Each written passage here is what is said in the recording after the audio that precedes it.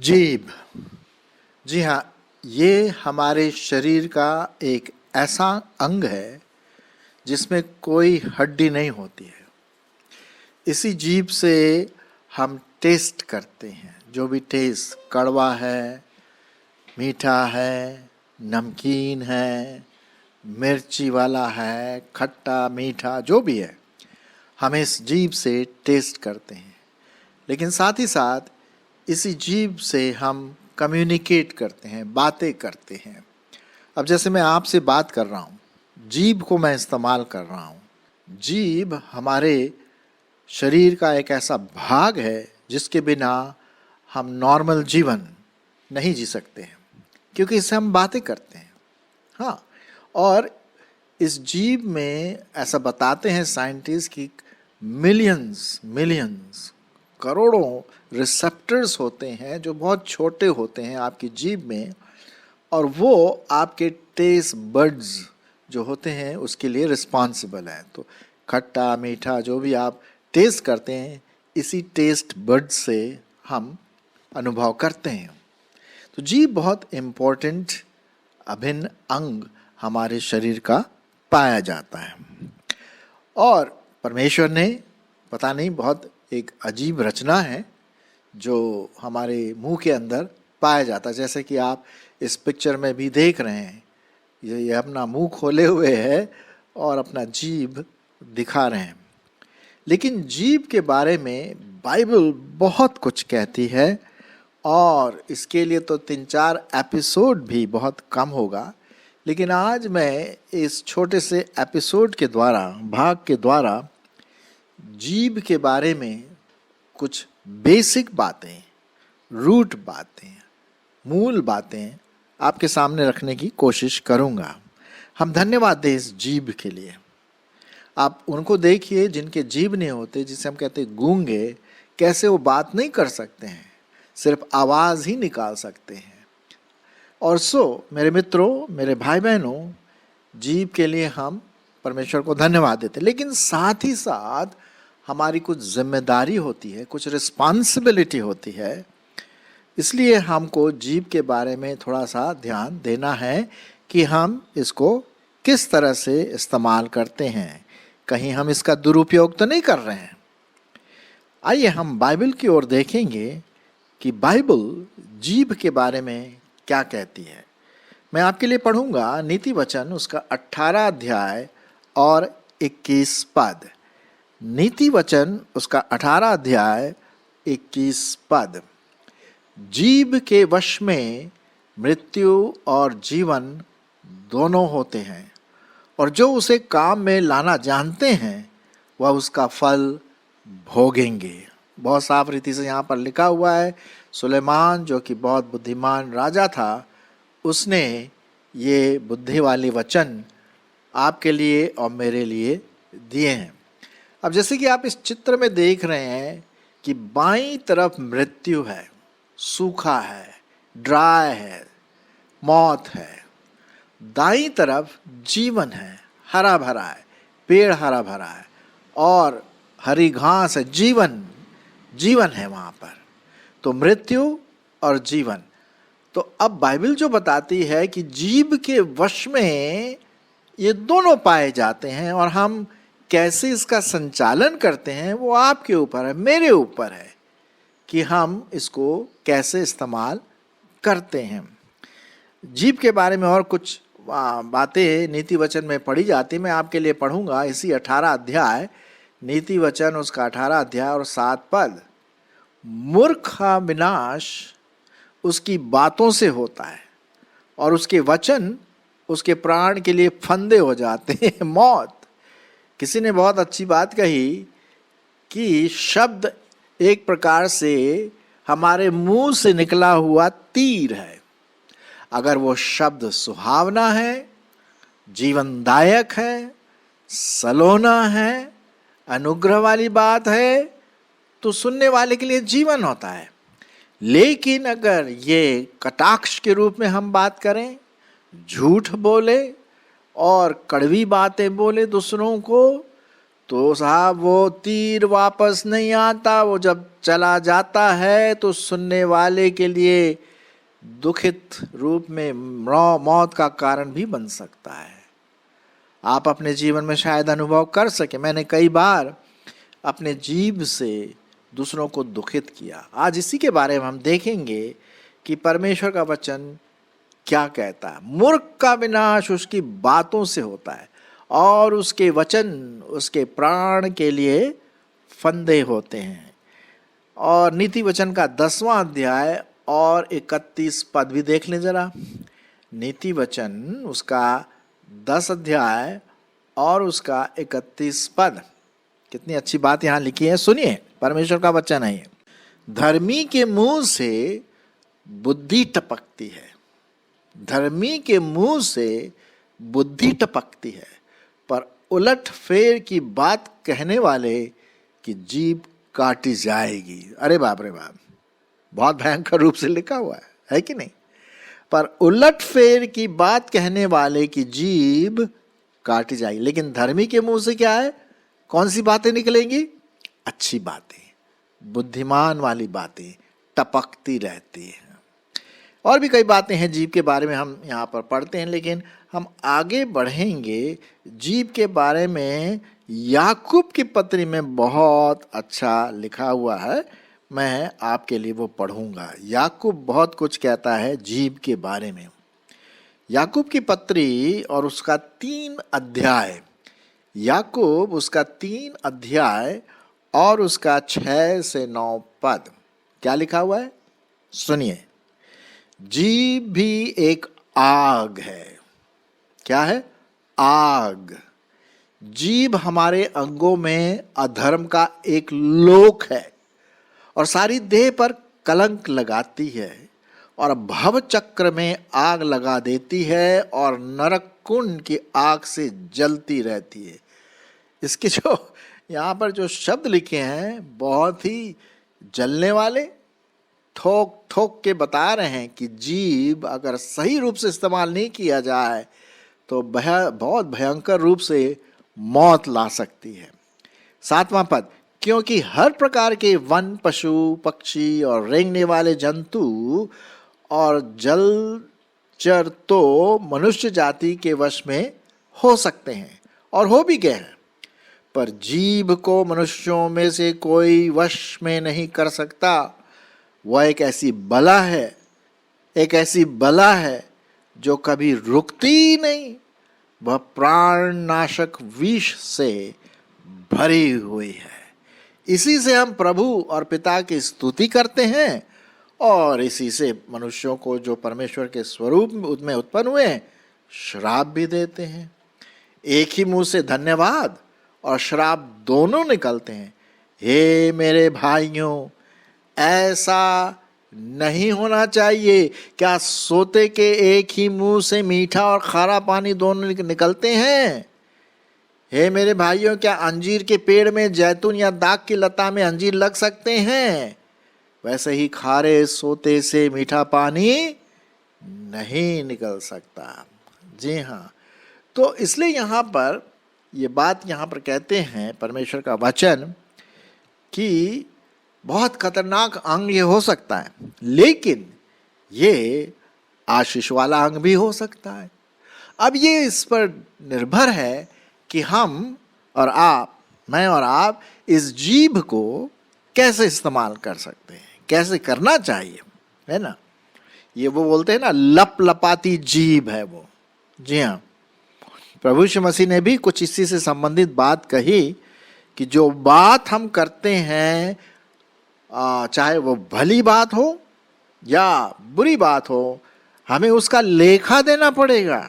We are accountable to God for what we say with our tongue. हमारे जीभ से जो हम बातें कहते हैं उसका लेखा देना पड़ेगा। मैं आपके लिए पढ़ूंगा मत्ती रचित सुसमाचार और उसका 12वां अध्याय और उसका 35 से 37 पद। मत्ती उसका 12 अध्याय 35 से 37 पद।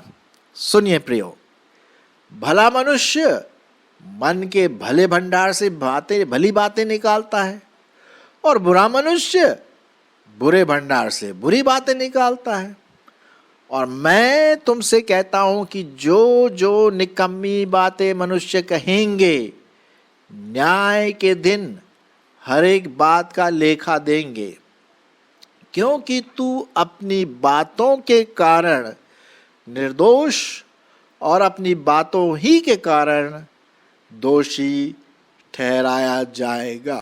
कितना भयंकर रूप से यहाँ पर हम देखते हैं, हमारी जीभ अगर हम ठीक से इस्तेमाल ना करें तो ये भयंकर बात हो सकती। कितनी बार मैं इस बात को मानता हूँ, जब मैं आपसे ये बात कह रहा हूँ, मैंने भी कई बार अपने जीभ से लोगों के सामने कटाक्ष वाली बात किया है, ताकि उन लोगों को लगे हर्ट करूं, दुख पहुंचाऊं अपनी जीभ के द्वारा, बोलने के द्वारा उल्टी सीधी बातें।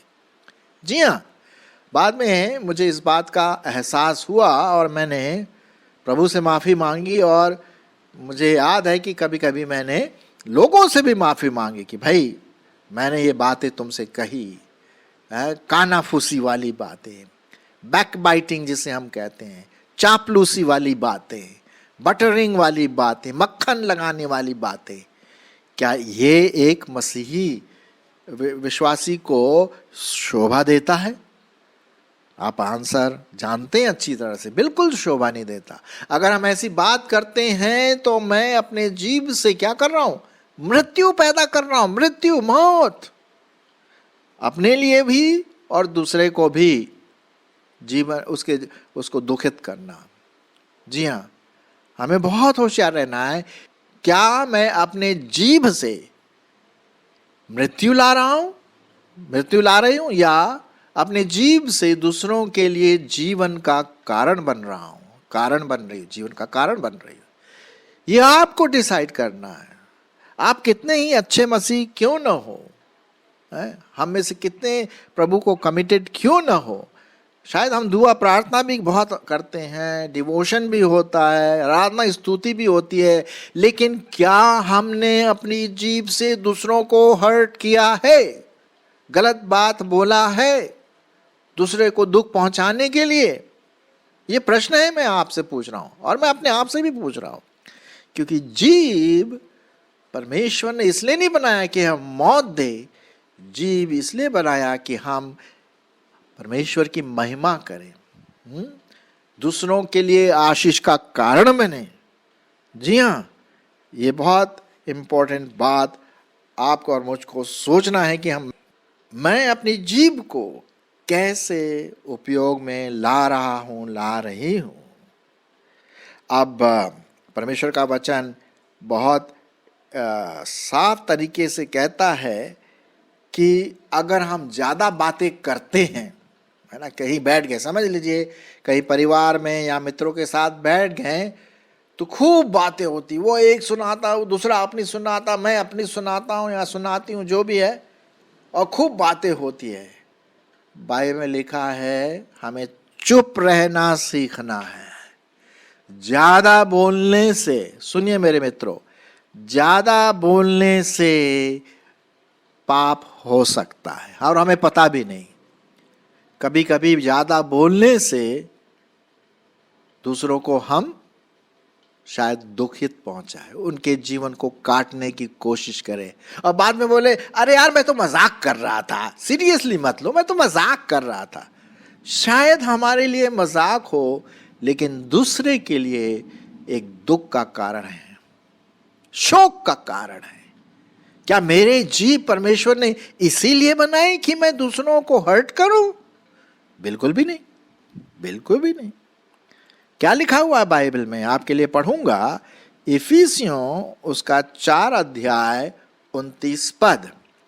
इफिसियों उसका 4 अध्याय और 29 पद लिखा हुआ है, कोई गंदी बात तुम्हारे मुंह से न निकले, कोई गंदी बात तुम्हारे मुंह से न निकले, पर आवश्यकता के अनुसार वही निकले जो उन्नति के लिए उत्तम हो, ताकि सुनने वालों पर क्या हो?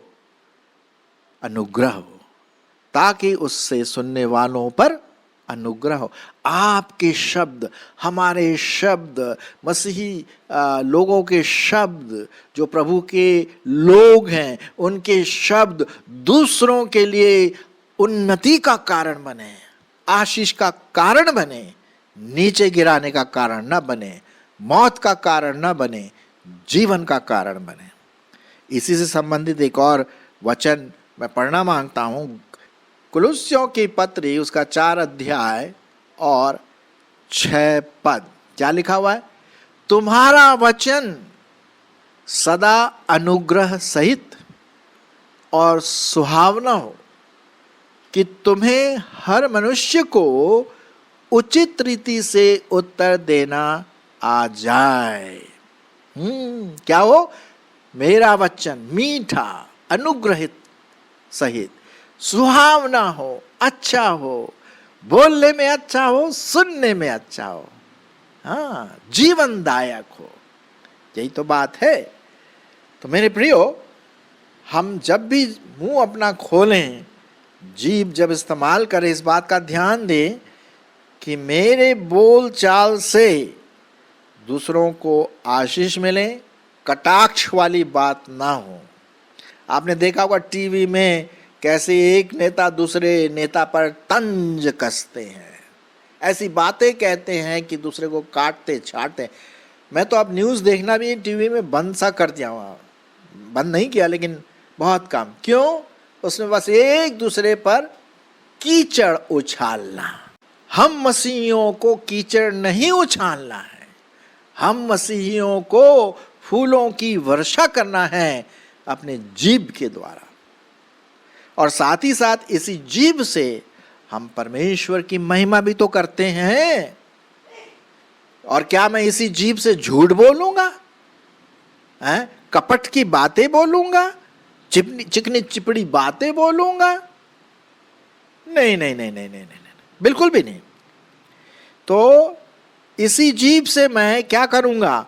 परमेश्वर का वचन सुनाऊंगा। हालेलुया। अभी मैं आपको क्या सुना रहा हूं? परमेश्वर का वचन।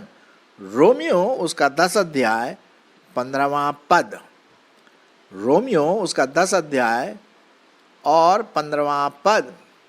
यहां लिखा हुआ, यदि भेजे न जाए तो क्यों प्रचार करें? जैसा लिखा है, उनके पांव क्या ही सुहावने हैं जो अच्छी बातों का सुसमाचार सुनाते हैं। आपकी जीभ, मेरी जीभ परमेश्वर के वचन से भरी रहे। मेरे वचन दूसरों के लिए काउंसलिंग का कारण बने, शांति का कारण बने। यदि कोई दो लोगों के बीच में कुछ कहा सुनी हो गई, मन मुटाव हो गया, तो हम पीछे बैठ कर कहते हैं अच्छा हुआ और मत करना, वाह अच्छा हुआ दोनों। नहीं नहीं नहीं नहीं, मुझे जा कर के दोनों में सुलझाना है, बातें करना है, काउंसलिंग करना है, जीभ से हम करें। जी हाँ। अब हो सकता है कभी कभी लोग ना आपको पसंद करें, भाई तू बीच में क्यों आ रहा है, ये हमारी बात है। ठीक है, फिर तो कोई बात नहीं, आप लोग सुलझा लो। लेकिन जितना हो सके हम अपने जीभ को परमेश्वर के वचन के लिए, काउंसलिंग के लिए, अच्छी बातों के लिए, है ना, सत्य बातों के लिए हम अपना मुंह खोलें, जीभ इस्तेमाल करें। आग ना फैलाएं, हाँ, आग ना फैलाएं, जीवन फैलाए, मृत्यु ना फैलाए अपने जीभ के द्वारा। ये जीभ में ऐसी क्षमता है कि मृत्यु भी ला सकती है और जीवन भी दे सकता है ना। अच्छा, और एक दो और मैं वचन पढ़ूंगा आपके लिए। सभोपदेशक उसका 10 अध्याय 12 पद। सभोपदेशक उसका 10 अध्याय और उसका 12 पद। क्या लिखा हुआ है? बहुत अच्छा पद यहाँ लिखा हुआ है, बुद्धिमान के वचनों के कारण अनुग्रह होता है, परंतु मूर्ख अपने वचनों के द्वारा ही नाश हो जाएगा। उसकी बात का आरंभ मूर्खता का और उसका अंत दुखदाई बावलापन होता है।